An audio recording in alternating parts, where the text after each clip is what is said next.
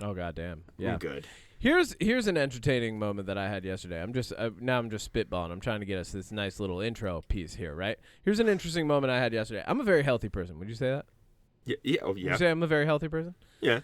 I stepped out of my lovely Hyundai Kona yesterday to go to my barbershop. Just to get touched up, right? Because I'm helping announce at the fights tonight, right? So we got the fights are going on. Got to look good. Got to edge it up. Didn't need a haircut. Just needed to neaten everything. So I get out. My barbershop is along a strip. Like you've been to Queensbury. It's kind of like a suburban sprawl layout, right? Yeah. They're on the part of Route 9 where my barbershop is. There's like a bunch of like stores that are clinging to life in the postmodern world, and then there's a KFC, and then there's a McDonald's. I stepped out and I was like, what is that smell? And I kind of looked around. I'm like, it's not KFC. And you can't see the McDonald's from the parking lot when you see the KFC, but I realize it's McDonald's, and they are bulk making fries right now. You know the smell of McDonald's fries? It's good. I'm not going to lie. Even just that smell. I walked into the barbershop. I'm like, well, guys, it looks like I'm getting McDonald's today. I don't know. Can you smell that? They're like, oh, yeah, we all already got it. I was like, wow. They really designed that food to smell addicting. Even, it's like the Disney parks where they pump the smell of cookies in. Here, I thought about it a little bit more, and I conquered my craving because I did not go get it, right? But it did affect me for the rest of the day, and it led me to purchasing these Post Malone Oreos. What the fuck? That was my compromise. Post Malone has Oreos? He has his own Oreos. They are chocolate top with 9 unique designs. That doesn't matter. What? You eat Why, them. why would you design the top? Nobody cares.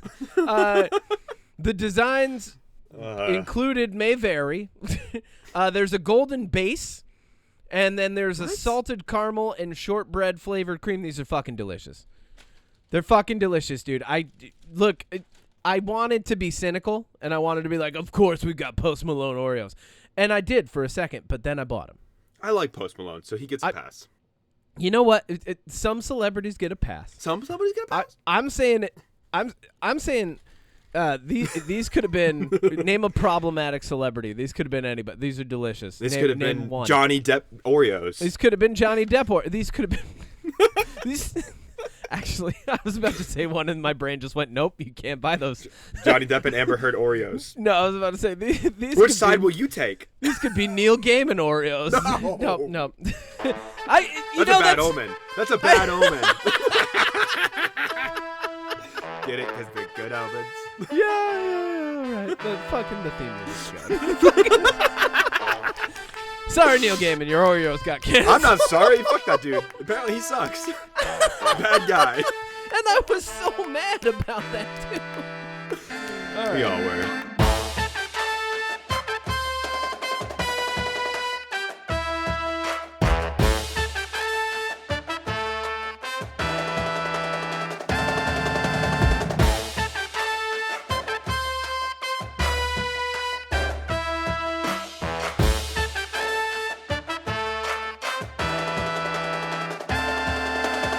You ready to clap? I'm ready to clap. 3, 2, 1. Welcome back to another episode of the UnPop podcast. I'm your host and Capitan Total El Siempre, until inevitably being canceled, probably before or after I launch a line of Oreos. Kevin Miner, he, him. With me as always is Odie Matthews, the chef, cooking up my own Cookie Crisp Chips Ahoy content today. They, them. Oh, that was good. Wow. Yeah. Your intro is better than mine. Let's do it again. Okay. All right. Welcome back to the another UnPop episode of UnPop Podcast. My name is Kevin Miner, and fuck, now I'm just fucking it up. All right, take it away, Odie. What? We already did it. That was a great intro. Keep all of it in, Kevin. No, all right. You said Cookie Crisp? Cookie Crisp. You Chips crushed Ahoy. it. You mentioned the cereal that's cookies. The cereal and Chips Ahoy, the rival to You know Oreo. what? They do say Cookie Crisp is cookies for breakfast, but I say Post Malone Oreos is cookies for breakfast. Okay, then. Oh, you what? Let's talk about this first. Week? I want to talk about this first. Because this is on my brain. I want to talk about the Jurassic World Rebirth trailer. Yep. Okay. I just watched that. You told me to watch it. I did. Why do I keep losing my phone? Oh. I keep putting it down. Doesn't matter. We're recording here. No, I gotta look up the cast, bro, because we gotta get all the names right. I want to know who wrote it because I'm pretty sure. It's someone bad. It's Okay, so the writer is the guy who did the first Jurassic Park. Okay. Not the author Michael Crichton. Not Michael Crichton. It's a guy named David. I think it's pronounced Coop. Dude, remember when Michael Crichton advertisements were just on the TV like late at night? Yeah. It'd be like the new book from Michael Crichton. Like. So here's the thing with this movie. I'm going to say this up top. Keep going. It's the 7th movie in the Jurassic Park franchise, which is fucking crazy when you think about it. Wow. It's Gareth Edwards, who, big fan, and it's got Mahershala Ali, who is incredible. Mahershala Ali. And it's got Scarlett Johansson, who I'm not a fan of. Don't like her movies. Only really seen her in Marvel stuff. Anything else I've seen her in, just not a big fan. Not for me. Yeah. This movie looks like it's either going to be just bad or it's going to be super silly and kind of dumb, but in a fun way. I don't think this movie's going to be good. I think there's a very slim chance this is actually a good, solid movie. Yeah. And I told you, it kind of reminds me of Alien Covenant, where they go on the planet and all the aliens are there. Because, like, the whole story for this one is this is the original island of the research for Jurassic Park, and they've mutated the dinosaurs. So they're all different. Oh, that's what you mean. Okay. Because you said two things that did not compute in my head. Like, the cognitive dissonance wasn't weighing out. It wasn't leveling itself. You said bad movie, and then you said Alien Covenant. My brain was like, Alien Covenant's not bad movie. Oh, no, I meant it gives me the vibe of Alien Covenant, where it's a group going through, like, tall grass, and there's all the creatures. Yeah.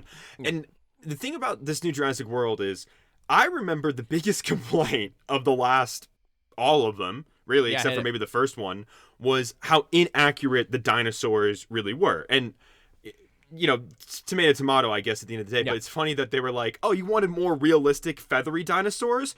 Here's a mutated dinosaur that looks like a xenomorph. Yeah. Well, okay, so... It's kind of funny. I'm with you. First off, like, I think, like, even looking back on it, like, Jurassic Park 2, fun, right? Vince Vaughn. Because I watched it as a kid. I have good memories of it. Jurassic Park 3, fun, right? I would watch those with kids. It would be great, right? Spinosaurus. Right? If you got nieces, nephews, babies, whatever you got, and you want to watch Jurassic 1, 2, and 3, right? Jurassic Park 1, 2, 3, great trilogy. And then we came back and we had Jurassic World.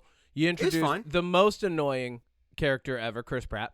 Well, and just the character. I'm not talking about Chris Pratt. No, I know, but you're right. That character is dumb. He's Grady. So dumb. Yeah, and everything he does is all like toxic masculinity, alpha bullshit philosophy. Because right? he can train I really raptors. don't like it. Yeah, because I'm the alpha. I'm the alpha. Right? I'm the alpha, baby. And you know, like 5 dudes out of sheer like unbalanced testosterone and emasculated self-worth in theaters pop boners when that line hit. They were like, oh, fuck yeah. Like, that's... But so, like, you introduce that character. Those movies sucked. The only thing that was good about the first Jurassic World that I went and saw was the moment where Mr. Margaritaville himself takes Jimmy 2 Buffett's margaritas. running. Yeah, he runs. Like, that was the moment. That was the best moment of the movie. I left the movie. I was like, that guy's the MVP. That was like, really Jimmy Buffett. I know. So Jimmy Buffett, best part of that movie. Everything else was, but the rest of it's the like Mosasaur was cool. It's all about how it like looks cool, right? Because once again, like these are movies that are more for kids than they are for us. You know, it's not like it's not like I'm not going into Jurassic Park being like, well, this movie was made for me. Like at 38, like, I'm gonna go buy the toys after this. Like no, the Lego kit. Yeah, exactly. So like, ultimately, when I look at the new trailer, I was looking at it. I was like, okay. It actually looks like it was written better than the previous. Like, because there was Jurassic World, Fallen Kingdom, and Jurassic World like New Order. Or something? Dominion. Yeah, so they had a second trilogy with Owen, whatever, Alpha Man, and that was not as good. Bryce Dallas Howard was good in those though. Yeah, she was. Yeah, she's great. But like, so then then you've got this new one, and it's like, okay, well, you guys, like, it was a mixed response to the last one, so let's do it again, but we need a named actor. Who can we get? I don't know. Let's pick a lady this time. Scarlett Johansson, right? And I'm not saying they picked her because she's a woman. I'm just saying, like, they picked, like, a famous actor, and they went away. Like, instead of picking another dude to lead it up, they were like, here's Scarlett Johansson, right? Well, Jonathan, it's the guy from Wicked is the comedic scientist that's with her. Yeah, Jonathan Bailey. Yes, he's the one who has all the one-line quips that, honestly, the amount of jokes in this trailer make me nervous, because movies that are joke-heavy, and we talked about this when I talked about Flight Risk, when there's a joke about Spirit Airlines, and it's like, for a joke to really land, for me, it has to make sense in the context of the movie and be funny for me, the audience. Yeah. And there's lines in this trailer where, like, Jonathan Bailey's character's like, they're helping the mosasaurs hunt, stalk, and kill. And then Scarlett Johansson's just like, none of that is good. And it's like, you're on an island full of dinosaurs. None of this is good. What do you fucking mean? Going along what you were saying, I think the problem that they made was they divvied up the comedic lines. So instead of having a character that could deliver better comedic lines and be the person who is the comedy, right? Which is, it's always like, it's a trope, but it works. Like, to ground the comedy into one person, right? That was Chris Pratt's character. He was always quipping and joking and taking things not serious. Exactly. So, like, you need, Jeff like, Goldblum. that's better than giving it to all of them, because now, like, when you look at the trailer, and also, here's the other thing, Odie, they might have just showed you all the jokes. I hope in the movie. That might be all the jokes. Like, Let's who hope knows? So. But it looks like, when I was watching it, I'm like, it's fine. Like, the story's not, it's not roping me anymore, because what they're doing is they're taking the part of the first one that was the most successful, which is like two people going, oh, look at them, they're so fucking beautiful. You know, like that's the two main characters from the first one, right? You got the two doctors, and they're like, oh, look at the dinosaurs, and like the score, just everything combined in the first Jurassic Park to create a really novel experience. Now that novel experience has passed, and I'm not saying this for the new generation, but obviously for people like you and I, like, we see this one, we're like, all right, cool, yeah, exact. We're like, all right, I can hear the music already. You're just gonna show the tail, and then they're gonna have a giant pile of dinosaur poop, and they're gonna be like, but look at how beautiful nature is. Yeah, you know, like this movie. To me, this is, I'm going to do the Jurassic World trilogy on Magnum Opus before this comes out. Yeah. But that's good. It doesn't look good. It doesn't. It looks like it's either going to be a fun, silly, dumb, time. It looks like it's going to be fine. That's how I view the first Jurassic World, which is why I kind of enjoy it, because it's just stupid. Like, there's the two kids that go get lost. You've got the owner of the park jumps in a helicopter to try to help save the day and crashes. Like, it's just looks like stupid. It's gonna be fine. I hope so. I hope it's fun and stupid for my taste. I brought some news. Yeah. Let's move on. I got news. Oh, what the fuck is... You're just suggesting a vacuum cleaner to me, Amazon? What the fuck? I'm opening up my phone. Amazon's like, you want a vacuum? You need a vacuum cleaner, bitch. You're trying to tell me. All right.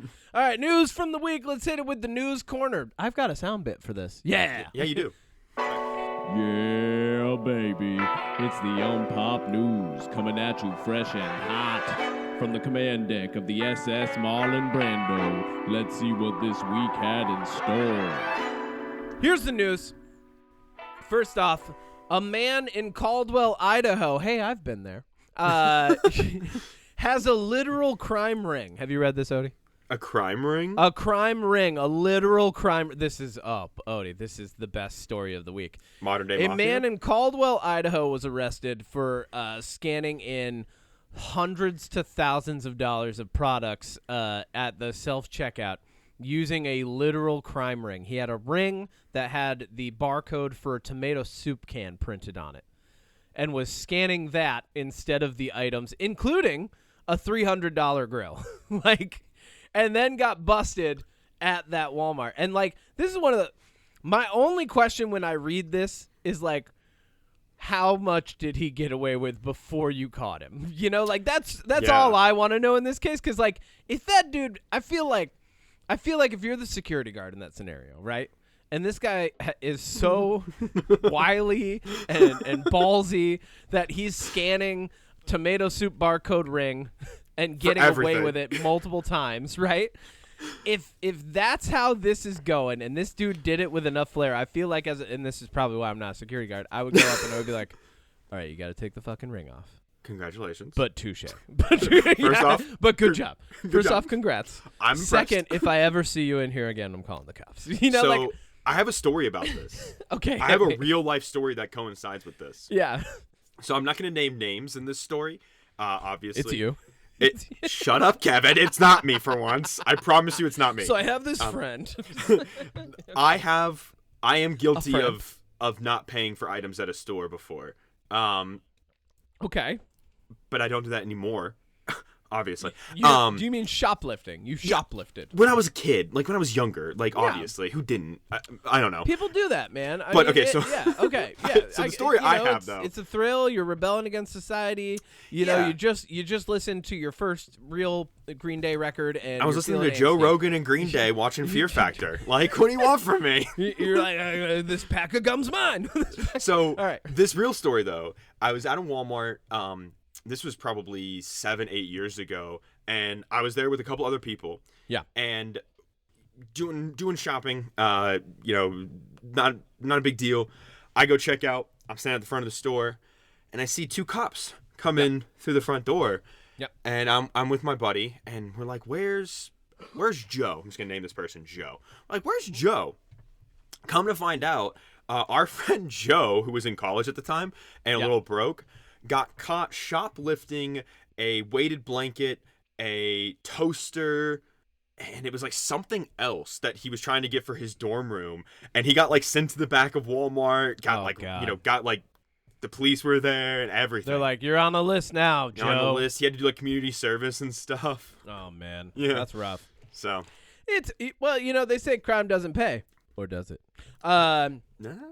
It doesn't. So what else do we got? Federal judge blocks the police buffer zone law they're trying to pass in Louisiana. This was a law that was going to make it so that if an officer said step back or basically like stay away from me, you could not come within 25 meters of them. Oh, so we went with the imperial system for the dumb, or the metric system for dumb Americans. 25 meters, they're gonna be like, "What? How far is that?" It was just dumb.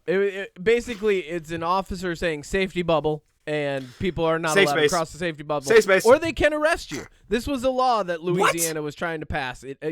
Thin blue line indeed. That thin blue line is very thin. Is very thick now. I mean, they're emotionally unavailable. Next up, in what is obviously the third act of the popular frat movie franchise that I will call Weekend at Mitchie's, Mitch McConnell falls down the stairs at the this dude. When is it enough, Republicans? You've been propping him up, and obviously the joke I'm making here is Weekend at Bernie's. The dude literally froze for 30 seconds in front of live cameras. He shit his pants. He had a stroke on live TV and now has fallen down the stairs. This just shows you that Republicans really are about running this country like a business. They're like, "Could you still show up to work today, Mitch?" Mitch is like, "I don't know if I can perform daily functions, guys." And they're like, "Yeah, but could you show up? We're going to need you to show up to work today, Mitch." We're short-staffed. We're short-staffed right now. Elon's been cutting a lot of people out of the government. We're going to need you to show up today. Fuck. Poor Mitch. I never thought I would say poor Mitch McConnell. No, fuck that poor guy. Mitch McConnell. Fuck that guy. I hope he shits his pants again on live TV. Next up, the company Viagen, brand new company. I think they're located in Texas. They are cloning your pets for $50K, answering the long-standing question, what if Spot could live forever? What do you mean they're I thought we can clone now? $50,000 and you can clone a dog or a cat. You can also clone, and I'm not fucking making this up, horse if you want to. Oh. What about people? I say, like, here's the thing. If you're cloning a dog or a cat, fuck you. Like 100%. There's more than enough dogs and cats in the world. Like, fuck this system. Yeah. If you're the company that's cloning dogs and cats, get out of here. Fuck off. There's enough dogs and cats. Let's curb the current dog and cat problem before we're paying $50,000 to clone one. Because I love my dog more than anything on this planet. You'd clone him. But see, the thing is would you? But like, would I clone him? No. Like, part of me would. Part of me would be like, yes, I would in a heartbeat. But then the thing is, then the clone is eventually gonna die. So then you're in the same spot again. This is morally ambiguous territory. Here's why I say you don't clone pets and why we shouldn't be cloning pets, because it's very, very, very dangerously close to cloning humans.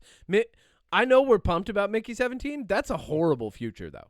Oh, like, I can't wait. This is what I'm saying, though. For the movie. We're encroaching upon. This is where reality and fiction start to blend together a little too closely for me, and I go, no. Yeah, I wouldn't actually clone Max. Yeah, exactly. But if somebody was like, hey, if you inject Max with this serum, he'll live as long as you do, and the day you die, he'll die, I would inject that bitch right away. I'd be like, come here, Max. You're living until I die. This is a real monkey's paw scenario, right? If there was like no consequences. However, okay, yeah. See, there you got to put the stipulation. Okay, no if there was consequences, right? He wouldn't, like, nothing bad happens. He lives normal. It's just like he stops aging until I die. You're just trying to live in the Twilight Zone without consequences. I want my dog to live forever, Kevin. I want my dog to live forever. Everybody wants their pets to live forever, Odie. That's why it's important to go through the whole grieving process so that you continue to recognize that nothing can live forever, man. We got to put limitations on this shit. I'm gonna live forever. in a bit that I like to call rappers got to stay out of court. Oh God. ASAP Relly who has ASAP Relly. What the fuck is that? So there's a whole ASAP. I know you're new. ASAP to Rocky. Just the ASAP. He's part of it. You've got some. You got ASAP Ferg, right? You got a lot of ASAP. There's a whole ASAP. I did not know that. Oh, I know. I know you don't know this. You do now. I do now. ASAP Relly, once best friends with ASAP Rocky, has rested his case against ASAP Rocky in court. This is one of the funniest cases I've seen all year. ASAP Relly brought ASAP Rocky to court for apparently discharging a 9mm in his direction 2 years ago. This has been in the works for a while. ASAP Relly, and the way this court story just unfolds is hilarious to me. Like, ASAP Relly brings ASAP Rocky to court. He's like, that guy fired a 9mm at me. ASAP Rocky takes the stand, and you're like, oh, he's probably going to say, I didn't do it, right? No. ASAP Rocky's defense was, those were blanks. That's incredible. That's incredible. It gets even better. ASAP Relly at one point during this entire court journey got so heated he threw a water bottle in the court. That doesn't look good on you, bro. No. That's not a good look ever. When you get so heated you lose it and throw a water bottle. His lawyers are probably, oh man. But they rested their case this week.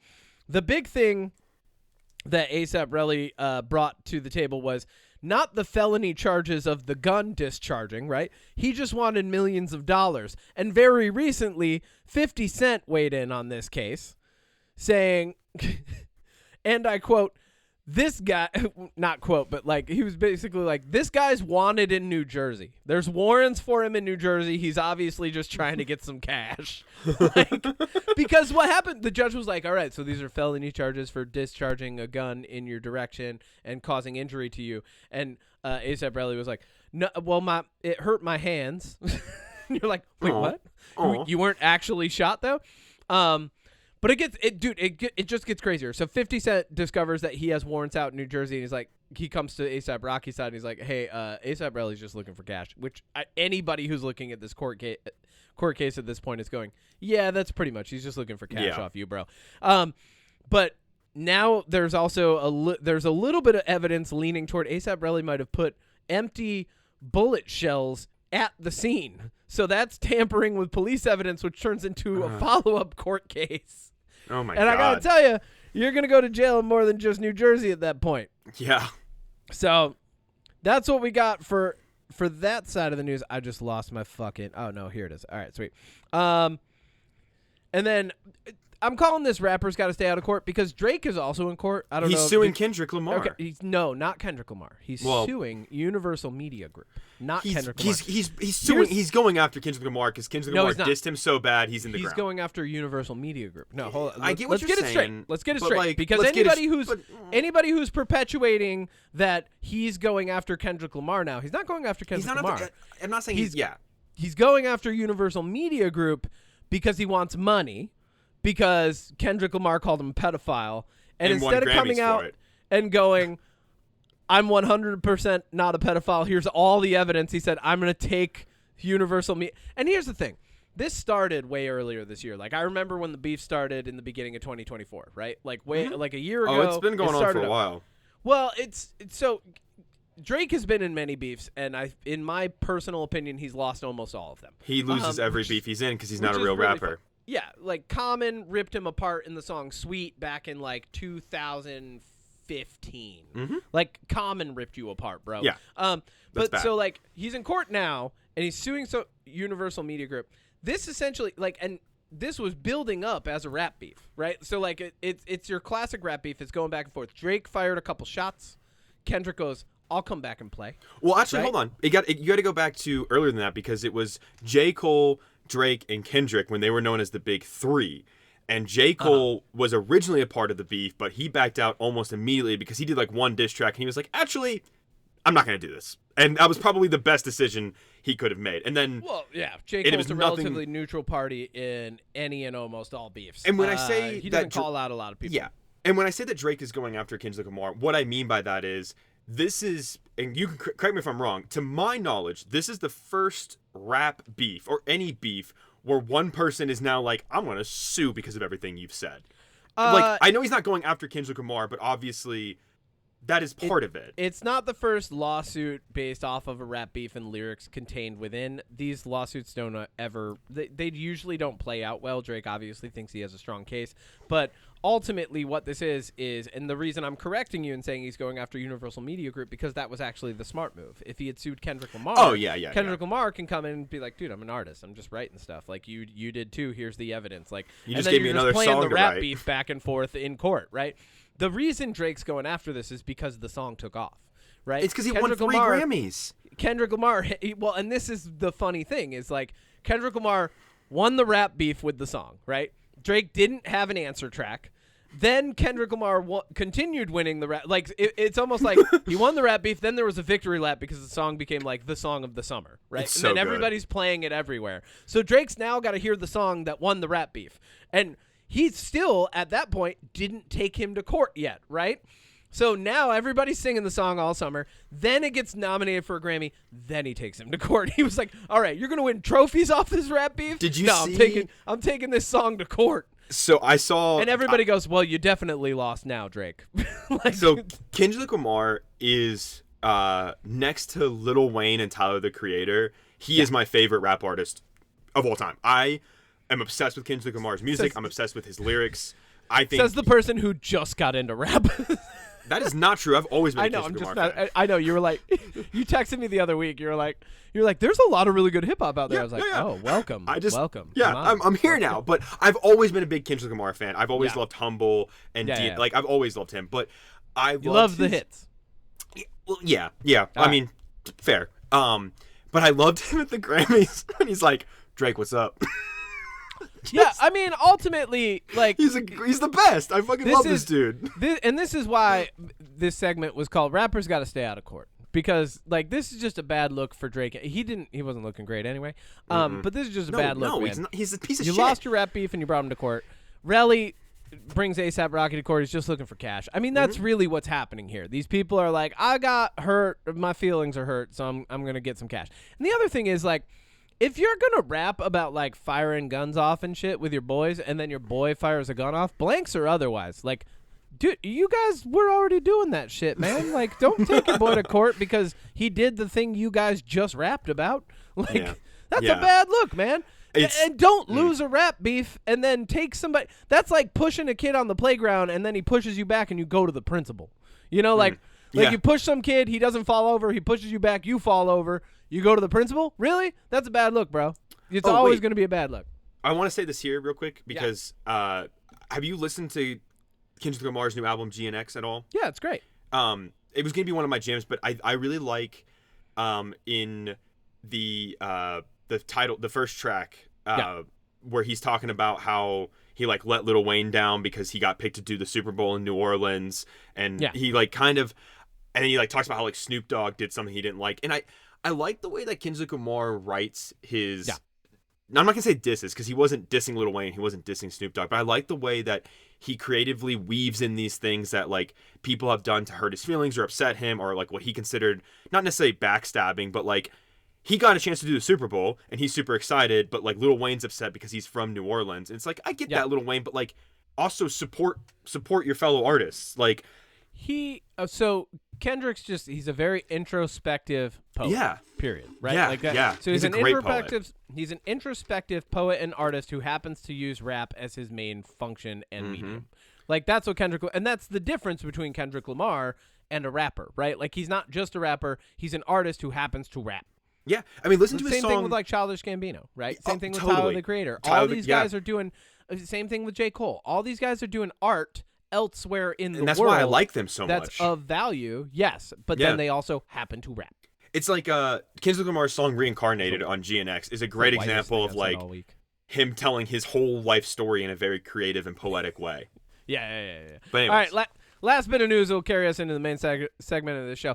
Legendary Pictures has been tapped by Hasbro, giant toy company. They've said, enough Transformers already. We want an MTG movie. And there's more Transformers coming? Pumped! Huh? Yeah.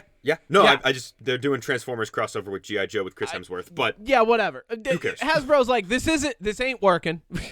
we'll do the Transform. Well, I mean, it is working because the movies make money, but, like, they're like, all right, this isn't making everything that we want. Let's tap our biggest and first ever $1 billion franchise, Magic the Gathering, for a live action movie with Legendary Studios. Now, so how do you do this? Here is why this makes this good news. Legendary Studios did Dune, and they Godzilla. teamed up. What's that? And Godzilla. And Godzilla. And Pacific They have Rim. teamed up the appropriate directors with the appropriate writers with the appropriate screenplay in order to tell a good story. Magic has a storyline. Okay, so it's a card game, and I know I talk about it a lot, but it has a storyline. And that's actually what got me the most into the card game, was the fucking story. Because the story is absolutely wonderful. It literally starts at the beginning of time in that universe. And then there are elder dragons, and then there are, like, more dragons and other planes of existence, and the multiverse branches. There's a multiverse, and it branches out, and then it gets fucking cut at the roots, and then, like, it's beautiful and it's compelling, and there's so many amazing stories. There's a Gorgon who has PTSD from being wrongly imprisoned by the people who are supposed to be the justice enforcers of the entire plane of existence, which is a giant mega city that she lives on. So what does she do? She starts turning them to stone one by one, sending a message to the guy who's in charge of the entire plane of existence. It's fucking beautiful. Anyway, so, like, but there's so many stories in it that you then have to ask the question, okay, what story are we telling? Where it's the same thing that Warhammer ran into, right? Like, what story are you going to tell first? Where are you going to tell it? How are you going to bring people into this universe that could give two shits about your cards, right? Well, because that's what's going to happen. We need to bring in people who don't care about the card game. Well, that's what I was going to ask you. So how do you do something like this? Because what comes to mind is the movie Warcraft from Duncan Jones, where it was supposed to be the World of Warcraft movie, but because they did, it was so, like, lore and name drop heavy that it was impossible for normal viewers to follow. I'm going to say something weird. That movie's actually really good. No, it's a good movie, but I'm saying... Yeah, like, that movie's actually, like... That movie's, like... Underrated. Secretly a banger. It's like, underrated. Yeah. But the entry point to Dominic that movie... Cooper? What? Oh, yeah. Like, it's come great. on, bro. It's so good. Yeah. I think the entry point level to that was so high because it's made from... Duncan Jones is a huge World of Warcraft fan, so he obviously put a lot of the lore and things that are accurate to it, which I think it's a good movie, but I didn't follow half of the mumbo jumbo. So with MTG, do you do it as... because there's an Uno movie in the works too. Here's where we do it. Okay. You start with, so around the early 2000s into the early, like, 20-teens, the Magic started building a storyline around what we jokingly refer to as the Magic Avengers, right? They're Gideon Yura, Chandra Nalaar, Nissa Ravane, Jace Beleren, and Liliana Vess, right? These are the five. Each of them represents a color on the Magic color pie, which is the most important thing about Magic. It's where we get a lot of the info from in the game. It's where we get a lot of the info from out of the game. So you take these characters that represent each of that, and you tell... I would say not all five, but you get into, like, one of their stories, and start having it cross with the others, right? You don't want to be too expo dump heavy. You want to be able to tell a story that becomes relatively linear. I think, and just out of sheer fame, just out of sheer like notoriety, and people know him, I think the person that you start with is Jace, but I could be wrong, because Jace is this mage who lives on a plane. He's like your classic kid getting beat up, right? Like the story of Jace Beleren is like he's getting beat up, but he's got magic power. There's people who don't like the fact that he's magic powered, but the magic power that he has, because he's associated with blue, is telekinesis, which is often or telepathy and telekinesis, right? Oh. He can also create like illusions with his mind. So like this dude has mind magic, which is really fucking cool. He gets brought on by a literal sphinx. I forget the Sphinx's name right now. It's not Alhamaret, but he gets brought on by a literal Sphinx who is like, hey, I'll train you to use your mind magic, and then you'll know that you're good at it if you can beat me, because I have that too. So let's do mind magic together. The Sphinx has been tricking him, taking over his mind, and sending him on missions to do evil things. And when Jace finds out, he gets so emotional and like angry, and like and this is what happens. This is where planeswalkers come from. This is what I'm building up to. He literally breaks the Sphinx's mind, like makes the guy like mentally handicapped for all of eternity. He's just like, I'm gonna break your mind with my mind magic now, because he's so emotional. But he's so emotional. There's a thing that happens with these planeswalkers, people who can transport themselves in between planes. They get so emotional because of an event, right, that they literally will just like the first time they planeswalk, it's uncontrolled. So they get sent to another plane of existence. And I think he goes to Ravnica first. I'm messing up his story a little bit, but like you show that, and you show like, because you have everything that you need. You've got the deep emotional hooks. You've got some intrigue. You've got like, you'll have the ability to like play with those characters more, and you can even have him come across maybe one of those other planeswalkers and like filter that in. But I think telling the story from a grounded, singular perspective to begin with, and then opening it up is the best way to go. Do you add any elements from the card game? Because like I think of the movie. I think of the movie Battleship. It right? already like, is. Like, well, because the movie Battleship, right, is the only element that is reminiscent of the board game is when they like show what looks like the board game map when they're using buoys to see where the enemy is, right? Well, so do you do like, because this was originally the idea for the Dungeons and Dragons movie. Yeah. Was that it was going to be people playing Dungeons and Dragons, and they were sucked into the game, right? So do you do MTG? They just remove the people on the outside. That's what I'm saying. So do you do MTG where it's just the lore, or it's people like there's card game elements, there's like a real life element to it of people trying to get like, because that would ruin it to me, in my opinion. You can't do. No, you can't do the card game element, but you also can't make an MTG universe without having elements from the card game, because some of like because the universe is so dense with so much that like you're literally casting spells in the game when you're playing. So like some of the moments that happen, like when Jace creates like there's literally a thing called a spark double. It's a card that you can play. So when he does that, people who know the card, they don't have to say it. Like he doesn't have to say spark double. No one has to say. But when we see it, and it'll probably be a visual nod, because magic art is some of the best art in any card game ever. We'll see it and we'll go, like the people who know will go, oh my God, this is a spark double. That's what I'm saying, is that it's like nods and winks to the card game, but it's not people being like, here's this card, and then it cuts to the people in the fantasy world doing something. Because that to me would be really silly. Yeah. Well, it's like the first time Wolverine did Berserker, right? He didn't yell Berserker, but everybody knew. Like that's his Berserker attack, right? Like everybody knows the name, but you don't say it. And so like I think you'll have that. There's so many rich characters that have just these, and this is the thing, like Magic has been employing amazing authors. I mean, Brandon Sanderson, who's like the fantasy author of the moment right now, wrote Children of the Nameless for Magic the Gathering, which is one of the best like fantasy, like high fantasy Magic stories I've ever read. It's so fucking good and compelling. And so you've got like, and that's just one. that's just one story, and to read it would take you hours. And like there's this entire universe to flesh out. And so I think the real question is, at what point in the universe do you start and get people indoctrinated so that you can then develop outward and tell other stories? Because there's other amazing stories. Like you can't. A really risky move would be to start with the Brothers' War, which is like it's actually very timely. There's a guy named Yawgmoth. He comes along. He's like, hey, I can cure everybody of this horrible disease because there's like everybody's getting radiation poisoning from these things that we use to take advantage of, magic and the land around us. But I can cure that. Turns out he's evil. There's so much that you could tell in that realm. And have like a jumping off point that's like you're really immersed in the universe. But I think what they're going to want to do is ground us in something that's relatively human, that like people who are just coming in for the first time can like handle, right? I guess we'll see more when they do like cast and director and writer. Yeah, you could even go with Gideon Ura, because then people would be like, what is this?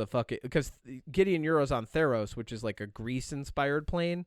And then he literally is about to be smoted by a god and like planeswalks. And so you'd be like, wait, we're out of Greece now? There's weird jumping off points. Yeah. Well, so here's my dream cast for this then, just because I think you need some star power, obviously. Yep. So I'm thinking you do Kevin Hart, Jack Black, Cate Blanchett. Actually, just get the Borderlands cast. I hate you. Yeah, that'd be great. Moving on. Get Eli Roth to direct it?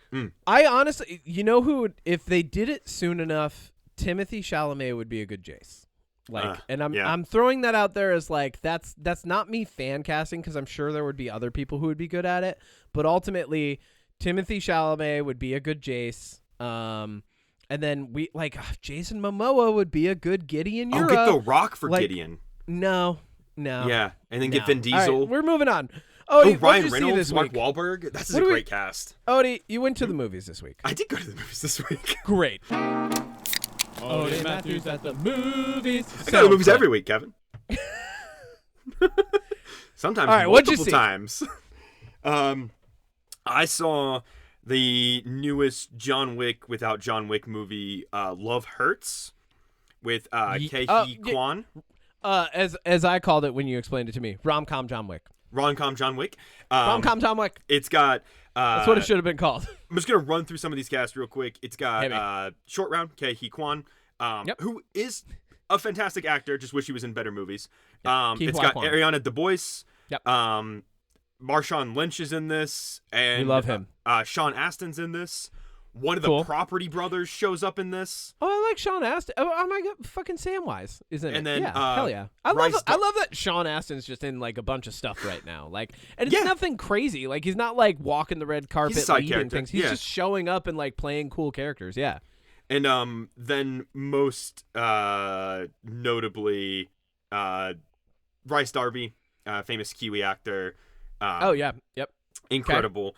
Okay. So the director of this was a fight and stunt coordinator on things like 300, the new Fall Guy movie with Ryan Gosling. Okay. And so here's the thing with these movies, and full spoilers. What do you mean these movies? These non-John Wick movies. All right, before you do full spoilers, how many roundhouse kicks do you give this?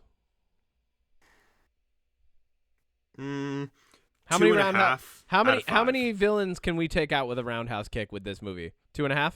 2.5 out of 5. All right, cool. All right, yeah, 2.5 out of 5. It's a fun movie. It's not bad. It's not good. Yeah, it's fun. And the problem with these non-John Wick movies, if I may give you guys my opinion. Yes, the non-John Wick.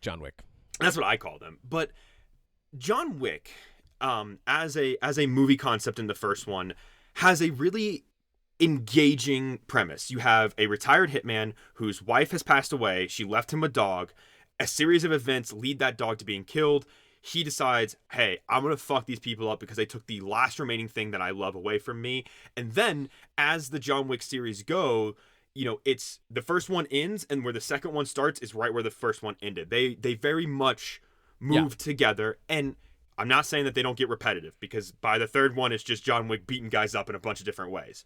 Yeah. But the through line with those is he gets sucked back into this world he doesn't want to be a part of with all these strict rules, and then it becomes from him his revenge on, you know, his dog being killed into, okay, now I have to exit this life that I didn't even mean to get back into in the first place, right? Yeah. And that plot is pretty engaging, and by the fourth one, I think it comes full circle in a lot of interesting ways. Yeah. With movies like Nobody, the one I told you about with Bob Odenkirk, Yeah. it's kind of the same thing. He's a retired NSA hitman guy. He sees somebody get in trouble. He intervenes. Turns out it was a bigger plot than he thought, and now they're after him, and he's trying to protect somebody. These plots set it up to where the person with the skill set is placed in a situation where their skill set makes sense, and they're brought back into the world. Yeah. With Love Hurts, it doesn't really do anything that makes me think that this story is believable, real, or in any way, like, outside of the action in the comedy. It's not engaging. So, Okay. to give you an idea... Well, and apparently this was, like, the movie that Steven Spielberg was like, you got an idea? And Ke Huy Quan was like, yeah, I got this idea. And right? he's great in it. And he's passionate about it. I've seen interviews. And, you know, I wish it was a better movie because of him. And... like, you have Marshawn Lynch is in this, and he's fucking hilarious. You know, Rice Darby shows up. He's fucking hilarious. The Property Brother shows up as this black belt who tries to fight the bad guys and immediately gets shot in the fucking head. It's hilarious. Love it. Like, okay, that's good. Like, so this there's guy's good comedy to this. It's great comedy, but okay. The plot, the overall plot, is Ke Huy Quan is his name is Marcus. He was an enforcer for his brother in Wisconsin, I guess, because all the license plates are Wisconsin, so I think it's like Madison or Milwaukee maybe.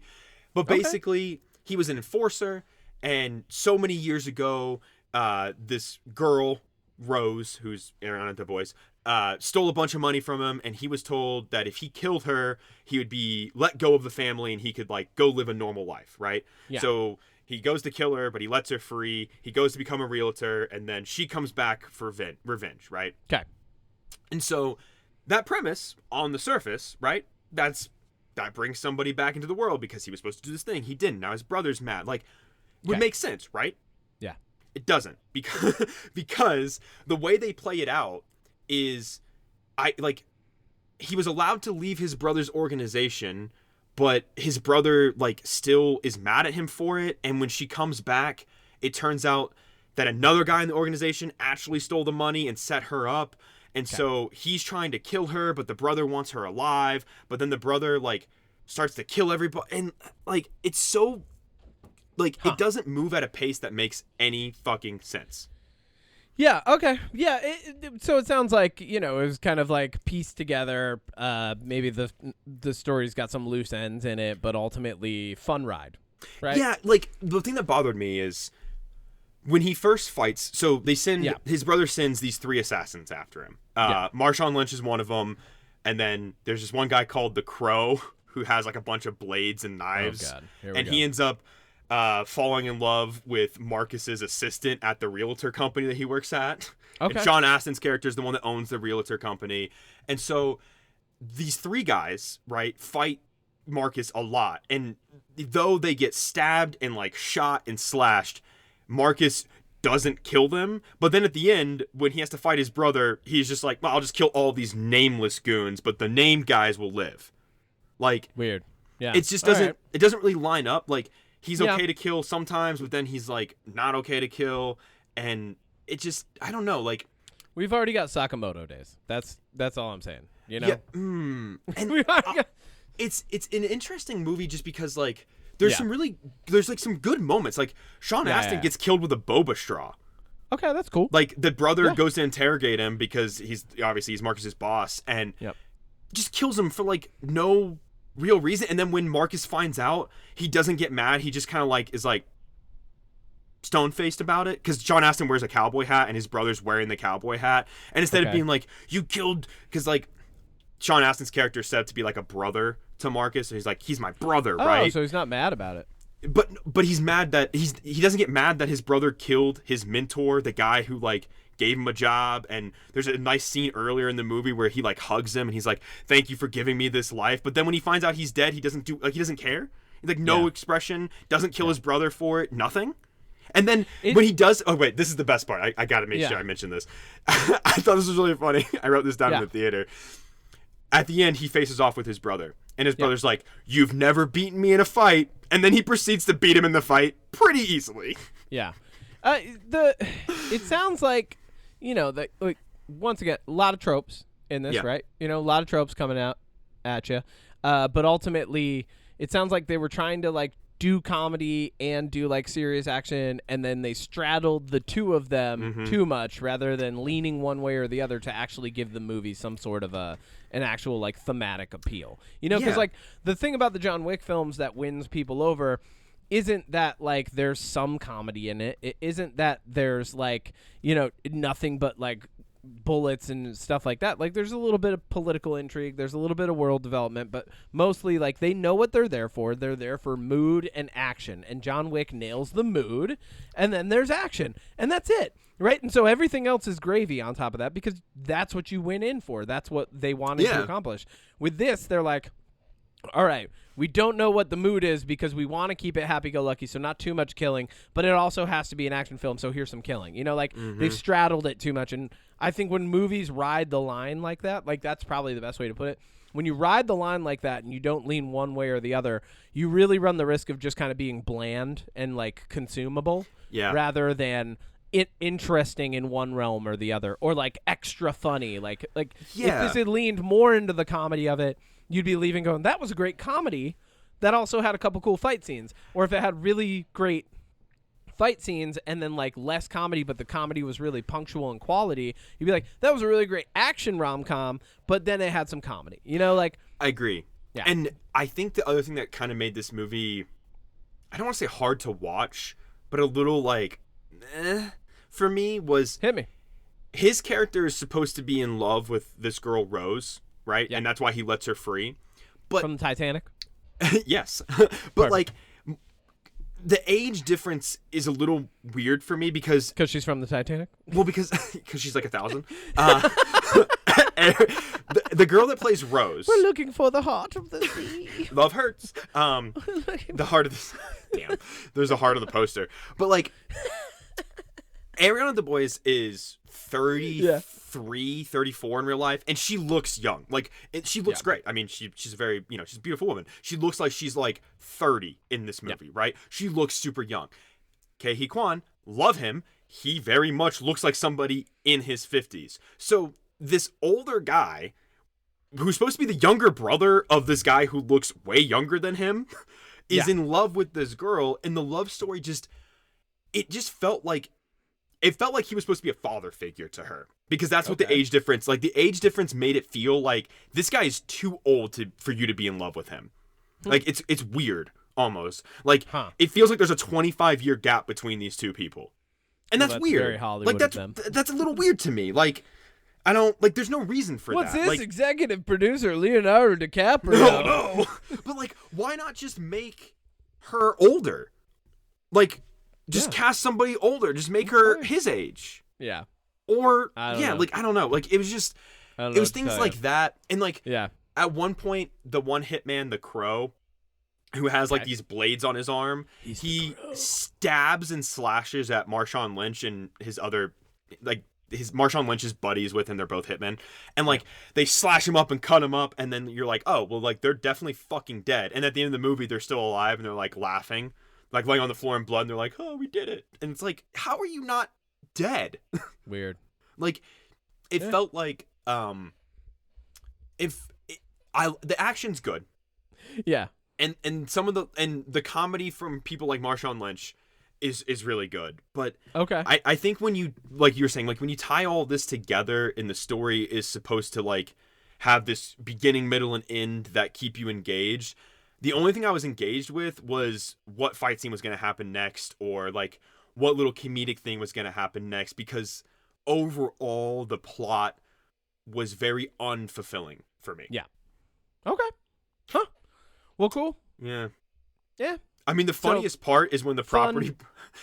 funniest part is when the property brother, who the entire time he set up as this, like, rival real estate agent, and he has, like, a black belt, and he's got a Corvette, and the license plate is black belt, and, like, you think he's gonna be like, I had a feeling he was gonna die, but like the house that Marcus is showing gets attacked by the hitman, so he like runs in and he like starts punching Marshawn Lynch, and he's just like not moving. He's just like, what are you doing? And so like he picks him up and throws him, and he lands behind the couch with Marcus, and Marcus is like, what are you doing here? And he's like, I'm a black belt, I got this. He's like, I'll go high, you go low. And Marcus is like, they have guns, and he stands up and just gets shot in the fucking head. Oh my god. It's well, so okay, stupid. so that's good. That's poignant. Because like he just runs in, tries to fight, gets thrown, stands up, and just gets shot. And he's like, but it was the reaction when he's like, they have guns. And he's like, I know. And he just like stands up, ready to fight, and just gets shot.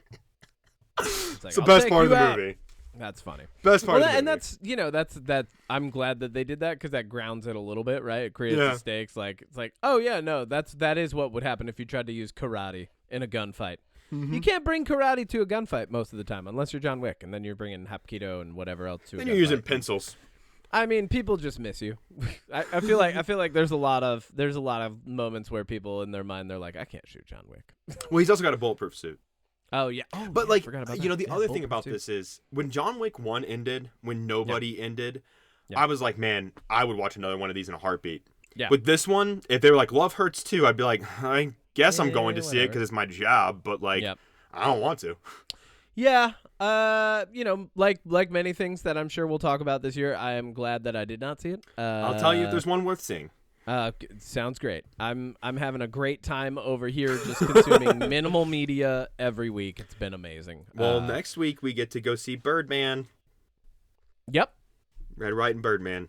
Yeah. Okay. So yeah, next week, first film that I've seen this year. It is for you. First time to the movies? No. Oh yeah, because Nosferatu was last year. Yeah, you haven't right? seen any new releases this year. I haven't seen anything this year yet. I've only seen like the shows that I've been watching, right? So like Skeleton Crew carried over. Yep. Orb is still like one of the best fucking things I've seen in years. Still going on. Love no, that. dude, it's so good. It's I know. so good. Love it. I can't get over how like it's so fucking engaging, and it like hits you when you don't expect it. Like there's a character right now that's all about using the printing press to make money because they're afraid of being broke because their dad was killed for not having enough money, and you're just like, yes, all right, give me more of this story. Anyway, dude, it's so good. But yeah, so no, this will be my first movie that I consume this year. It is a Marvel film. This is the kick. You're the expert here. This is the kickoff for Phase 5. Where are we in the Marvel universe? Okay, so Odie Matthews, who is a YouTuber who is an expert on entertainment. You're the pro. Let's see if I can remember this without looking anything up. Did Phase 5 start with Deadpool? Where are we? No. I think the way I understand it, Phase 4 was everything post Doctor Strange in the Multiverse of Madness. I believe Spider-Man 3. Yeah, I believe Spider-Man 3 and Doctor Strange 2 were still technically like they were like Phase 3.5. Yeah. Kind of. And then it was like Loki, She-Hulk, Moon Knight, Eternals, the Marvels, whatever else movies came out. Loki season 2, not Loki season 1.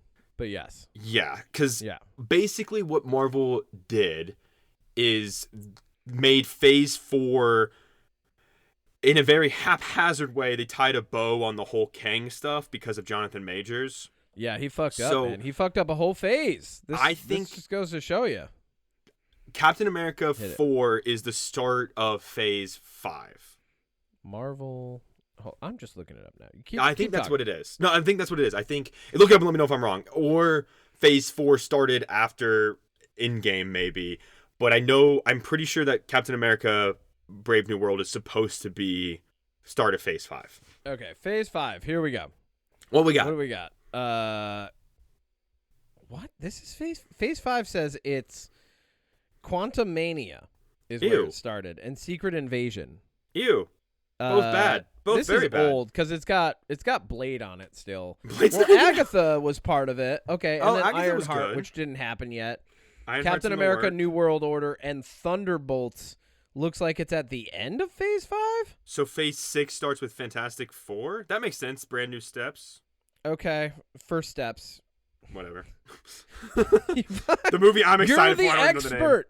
Hold on. All right. I don't like how this is going anymore. Phase 6 starts with Fantastic Four. Yeah. Goes into Avengers, Spider-Man 4, and Secret Wars. Apparently that's the only 4? Thunderbolts is the end of Phase 5. Okay. Interesting. I didn't even know we were in Phase 5. I didn't either. You called me the expert, and I'm bad at this. This is what's going on here. All right. So it starts with Phase 6. This is so dumb. Eyes of Wakanda is coming out. Okay. What? Avengers Doomsday is part of Phase 6. That's Secret Wars. RDJ's villain's going to be the villain for the 2 Avengers 4 and 5, or 5 and 6 or whatever. Okay, yeah. So the listed films right now for Phase 6 are Fantastic Four, Avengers Doomsday, Untitled Spider-Man. Nice. With Tom Holland. Yeah, whatever. Can't wait. It ends up being, yeah. Untitled Spider-Man. Untitled Spider-Man. Can't wait for that one. Well, it's going to have whatever home in the fucking name. Already home. Spider-Man already home. Already home. It's just going to be him playing Spider-Man video stay games home with his friends. If it's just him and Flash playing video games, I'm in. Like they're just broing out. It's like not even Saitama and King. It's not even them. It's just Tom Holland and that other guy doing a live stream. Like it's just them on Twitch. And Zendaya walks by a couple times in the background. Yeah, exactly. There we go. Zendaya's just hanging out in the background planning their wedding or whatever. Who knows? All right. And then Avengers Secret Wars is the end of Phase 6, which, okay, let's talk about this. So we were talking about this before the pod, and I think a little bit on the pod. I don't know. But, like, so I think we've mislabeled this with superhero fatigue. I don't think it's superhero fatigue. I think it's comic book trope fatigue, right? Yes. Does that make sense to you? Yeah. Because superhero fatigue means we're sick of superheroes. I'm not sick of superheroes. I'm sick of the tropes that they were trying to bring in and then cram too many of from comic books into a year, right? Because, like, yeah. And the Weekly Planet has talked about this a little bit, and I agree with their standpoint. They were like, this movie made $1 billion. Let's make 5 of those. That's what they're doing. You can't make 5 of those because they end up sounding like the same thing and being garbled messes, and like you wash out a lot of the color. Like they have to have different themes and feel different. Like Agatha all along was amazing because it was fucking different. Moon Knight. You know? Like it brought in a completely different feel. And Agatha, if you put Agatha now in an Avengers film where the going back to what we were just talking about with Ke Huy Quan's film, like if you put her in an Avengers film where the mood's all different, all of a sudden you have like the cadence is weird and you're throwing the comedic timing off and like it's just not going to work the fucking same. And James Gunn is doing a really good job going, hey, if it's a good story, we'll make it. It doesn't have to tie in, right? Yeah. Whereas Marvel for years has been going, they all tie in, and that's what makes it. And so then you have to watch them all, but then people are like, I don't want to watch them all. Exactly. And I don't want to not understand the next one because I didn't watch the 5 things in between. Well, that's going to be the problem with Secret Wars. Well, that's the thing, is Secret Wars is allegedly going to be bringing back anybody and everybody Jonathan that's played. Majors. Well, gotta have. Well, maybe. Secret Wars. It's not even comic book villains anymore. It's just all the canceled people that were in big. They have to fight Jonathan Majors, Neil Gaiman, and Ezra Miller. Or not? Yeah, right. Yeah, Ezra Miller. Yeah. And they Johnny have to Depp. fight. That's who. It's all of Marvel versus them for an hour and a half. Just fine. That's awesome. Oh my god! But no, but Secret Wars is going to run into the issue where they're going to be like, you were in this Marvel movie from 2001, you're showing up as a cameo. And like, for somebody like me, who obviously knows who all these characters are, there's that part of me that's like, oh, that's going to be fun. But then there's also the part of me that's like, okay, let's say they bring back Thomas Jane's Punisher, I love that movie with Thomas Jane. His fight with the Russian dude is incredible. I'm going to want to see more of him, but instead I'm only going to probably get to see him for like 2 minutes. It was the same thing with Deadpool and Wolverine. There's characters in that I'm like, man, I wish there was more Gambit, but obviously it's not a Gambit movie, so it's not going to be about Gambit. Yeah. Okay. Here's where we're at. So Iron Man came out in 2008. This is the best way I can frame this. The first Iron Man movie came out in 2008 in May, right? Robert Downey Jr. It was the first of its kind. It was actually amazing. we've had phases of Marvel. It built up steam. We got Avengers, Infinity War, and Endgame. It was absolutely amazing. Like, honestly, for the most part, apart from Thor: Dark World, perfect execution. Good job, guys. Right? Like, I think a lot of people will agree with that. Really good execution on telling an epic story. Then we entered this garbled multiverse phase where Marvel was trying to do too much and make all these billion-dollar films that we're talking about. But in that meantime, like, you've gone long enough. Like, I think we can chat about this now. Like, I think a reboot is fine now. We're almost 20 years away. The actors who played these characters are old now. They don't want to do it anymore. Like girl Hawkeye is almost 30 or whatever. You know, like Haley Steinfeld is like, she's a full adult. Girl now, Hawkeye. Right? Oh, Girl Hawkeye. Because remember, she had her show. Oh yeah, she did. She was in the Hawkeye show. You don't remember because there was too much. They were trying to do too much and make too much, and it became a homework assignment to watch these things rather than, oh hey, another thing came out and that's fun, and I'll go engage with that for one or two times this year. You know, and I'm gonna feel the same way about it now. Like, I think, 2 to 3 movies a year is great. Rebooting a universe every now and then is fine. Like, bringing in a new actor and saying, hey, we're going to actually have to tell this story again, totally fine. But, like, this is where, like, ultimately you run into the issue, like, okay, so then how often do you reboot? Things like that. But, like, this is what we do as human beings. Like, the thing that we're talking about is something that's ingrained in our nature. We tell stories, right? And we tell stories in a cyclical pattern, and they take on new life as they go on. Like, you've got, like, the old Viking stories that bled their way into English stories and Germanic stories of conquering dragons, and then that turned into other things as the centuries moved on. And then we have Dungeons and Dragons, which starts pulling from all of them. But like, franchises go on forever, right? So you have franchises that have been developing for almost 100 years in the comic book industry, and then we're trying to tell 100 years worth of some of the valuable parts of the stories, but then there's like 15 different spin-offs. It just gets too complicated. So going back to what I said, James Gunn has the right approach.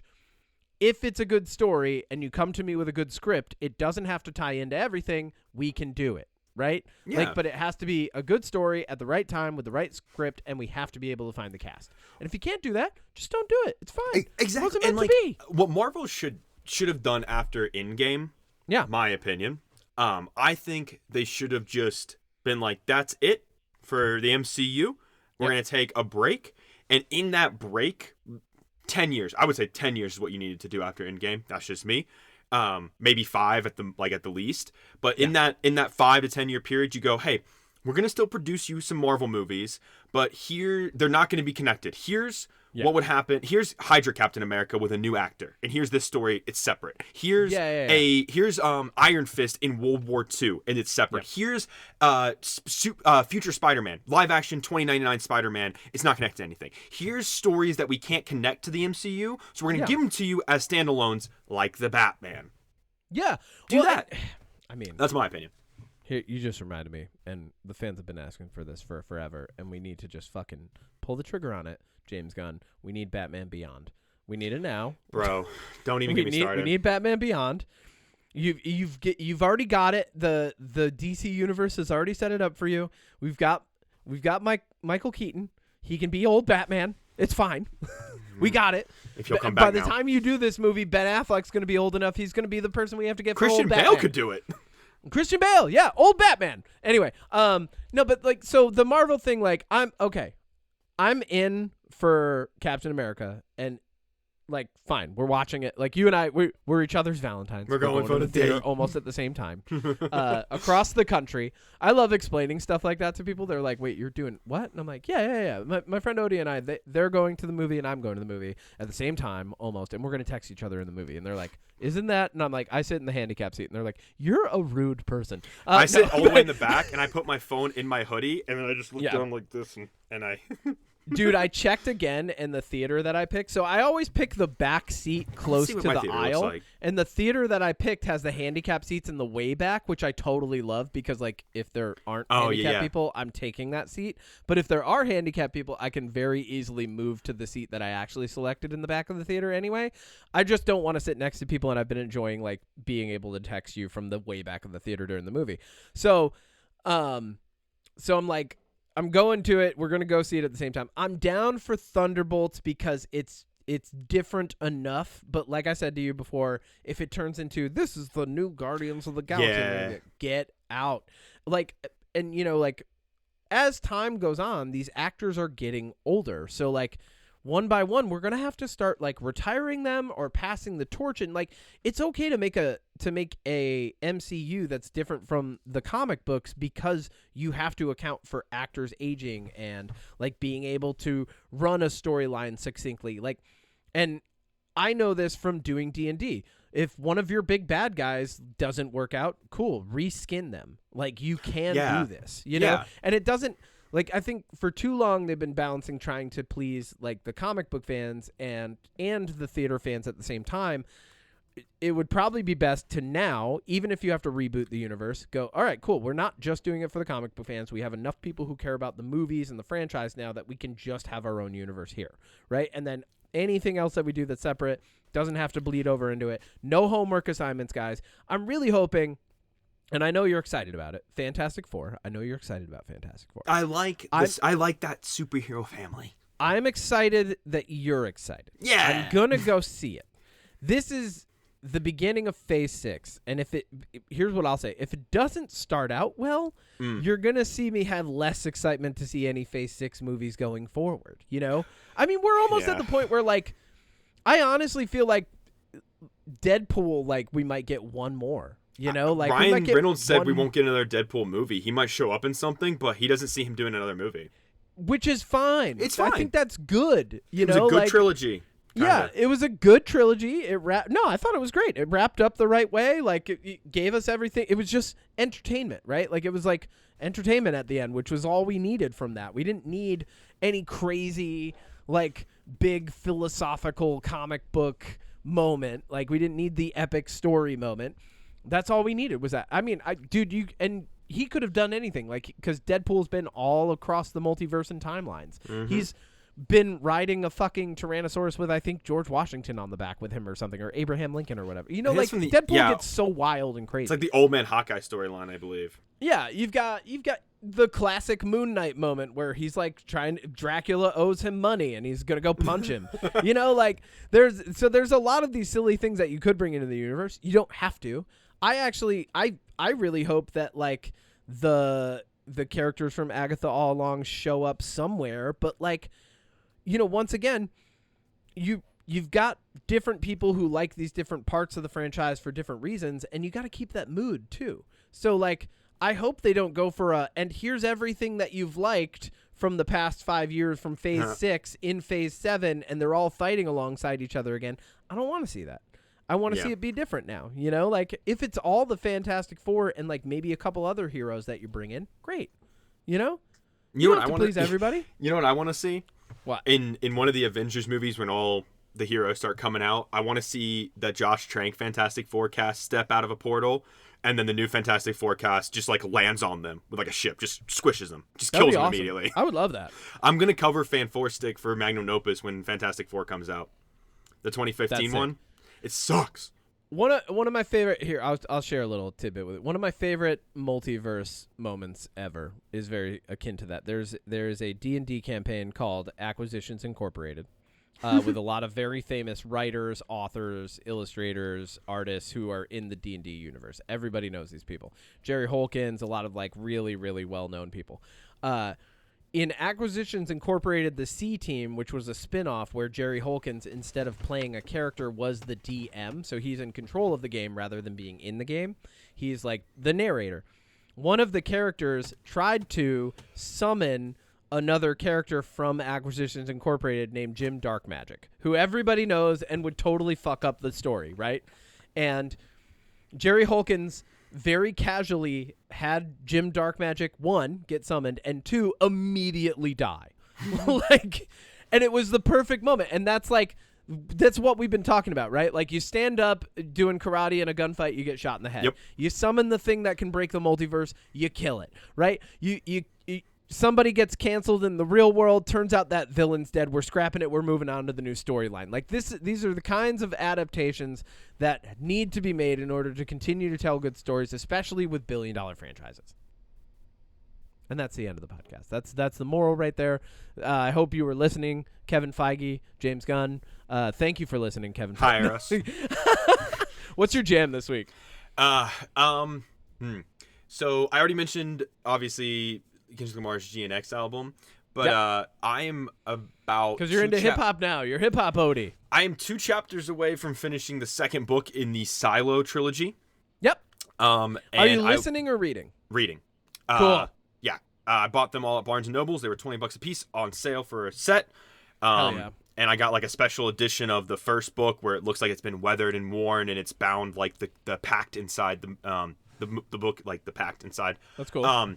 Here's the thing I will say: wool, rust, and dust, right? Wool, shift, and dust. Wool, shift, and dust. Yeah. I am about to finish up Shift, and here's what I'm going to say about this: if you have been enjoying the Silo TV show to any degree, do yourself a favor. Do yourself a favor. Stop the show and read the books first, because I can tell you right now, the way the show is deviating from the books, in my opinion, is for the worse. The book's story is a lot more coherent. It's a lot more thought out, and the actions and things that people do that are characters in the TV show but in the books, it actually has better repercussions and better story points that come up later on. Yeah. I'm actually disappointed that the first 2 seasons of Silo don't even cover the entirety of the first book. But yet, for some reason, they're only going to do 2 more seasons, even though there's 2 more books. Which means that a lot of the stuff I'm reading in the second book is probably going to get left out. And I think that's for the worse. I could be wrong. But I definitely, this is the first time I'm ever going to say this. If you are enjoying that show, read the books instead. I think it's a lot more engaging. Not to say that the show is not good, because the show is fucking incredible. I love the show. Rebecca Ferguson's incredible. Love Common being a villain. You know, got Tim Robbins up in there.